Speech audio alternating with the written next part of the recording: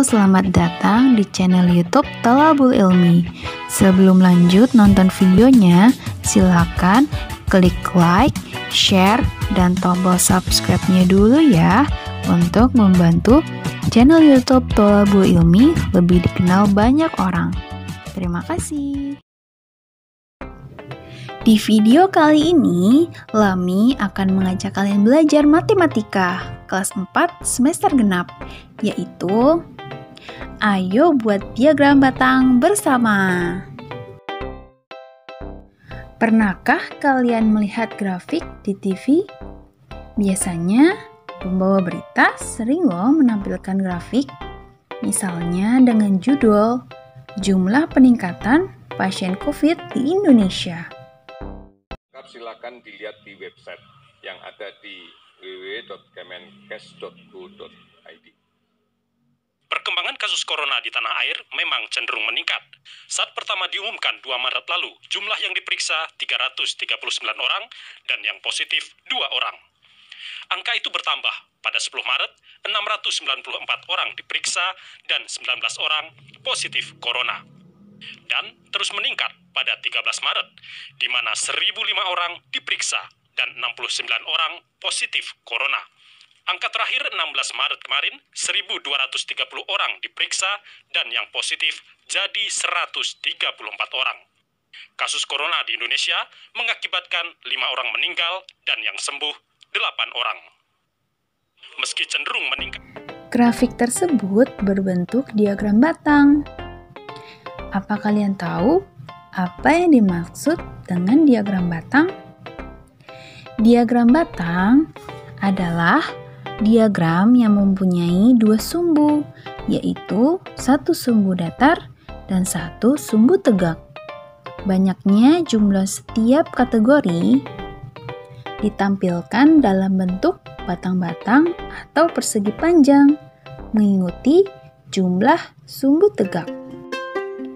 Dalam menggambar diagram batang, hal penting yang harus kita buat terlebih dahulu adalah membuat 2 sumbu, yaitu sumbu datar dan sumbu tegak.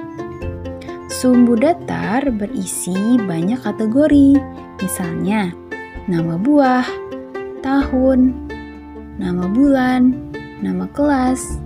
Sedangkan sumbu tegak berisi banyaknya angka, yang intervalnya disesuaikan dengan jumlah kategorinya.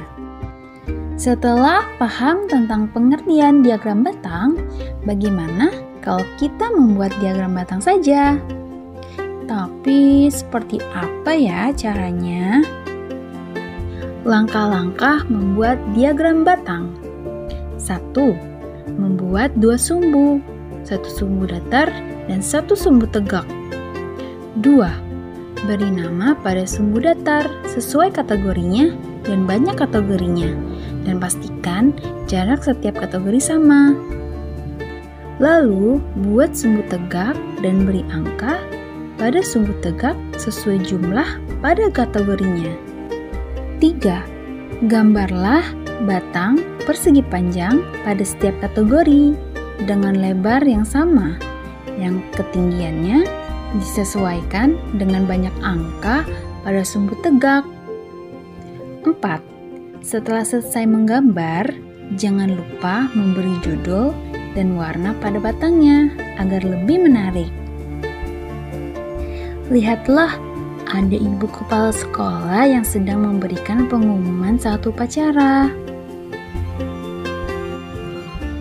Anak-anakku, Ibu sangat senang sekali karena siswa pada tahun ini sangat ceria, sehat semuanya. Ibu akan umumkan banyaknya siswa dari kelas 1 sampai kelas 6. Coba perhatikan tabel berikut. Untuk kelas 1, jumlah siswa 20. Kelas 2, 25 siswa. Kelas 3, 30 siswa. Kelas 4, 35 siswa. Kelas 5, 30 siswa. Dan kelas 6, 25 siswa. Sekian informasi yang Ibu sampaikan. Apakah kalian bisa membuat data yang ada di tabel untuk menjadi diagram batang? Lami, apa kamu bisa? Tentu Ibu, saya dan teman-teman akan membuatnya. Ayo teman-teman, kita bantu Ibu Kepala Sekolah untuk membuat diagram batang berdasarkan tabel tadi. Pertama, kita buat sumbu datar dan sumbu tegaknya terlebih dahulu. Kedua, kita lihat ada 6 kategori, maka kita buat nama-nama kelas di sumbu datar, yaitu kelas 1, kelas 2, kelas 3, kelas 4, kelas 5, dan kelas 6. Ketiga, angka dengan jumlah terendah adalah 20, sedangkan angka tertingginya adalah 35. Maka, kita buat interval dengan jarak 10 angka dari angka 0, yaitu 0, 10, 20, 30, dan 40. Lalu, dari jarak intervalnya, kalian tarik garis mendatar. Keempat, buatlah batang-batang persegi panjang ditarik dari jumlah kategori disesuaikan tingginya dengan jumlah siswanya. Kelas 1 ada 20 orang. Kelas 2 ada 25 orang. Kelas 3 ada 30 orang. Kelas 4 ada 35 orang. Kelas 5 ada 30 orang, dan kelas 6 ada 25 orang.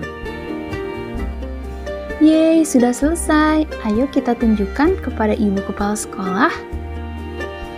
Wah, Lami dan teman-teman, kerja bagus, Nak. Terima kasih sudah membantu Ibu. Kalian sangat luar biasa. Membaca dan menafsirkan diagram batang. Perhatikan diagram batang pada grafik jumlah siswa SD Merdeka tahun 2021. Dari diagram tersebut, info yang dapat kita pahami adalah 1. Jumlah siswa terbanyak adalah kelas 4 dengan jumlah 35 siswa. 2. Jumlah siswa paling sedikit adalah kelas 1 dengan jumlah 20 siswa.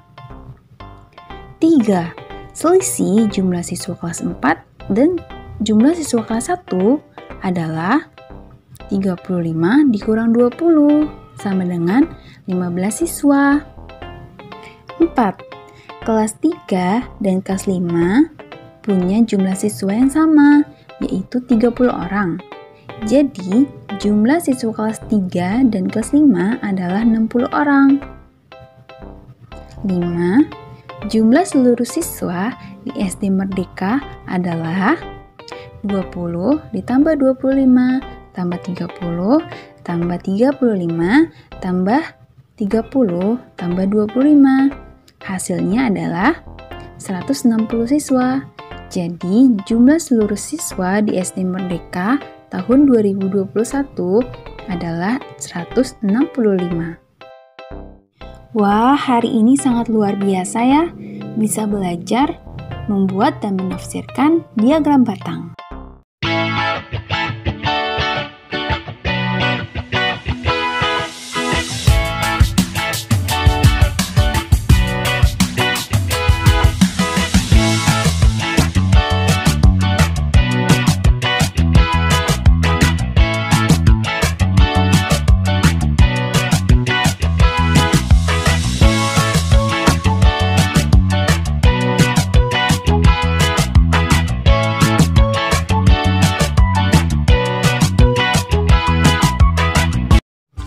Lami sangat senang bisa terus belajar bersama kalian semua. Tetap jaga kesehatan dan tetap selalu membaca buku di rumah ya. Terima kasih sudah menonton video ini. Sampai jumpa di video selanjutnya. Bye-bye.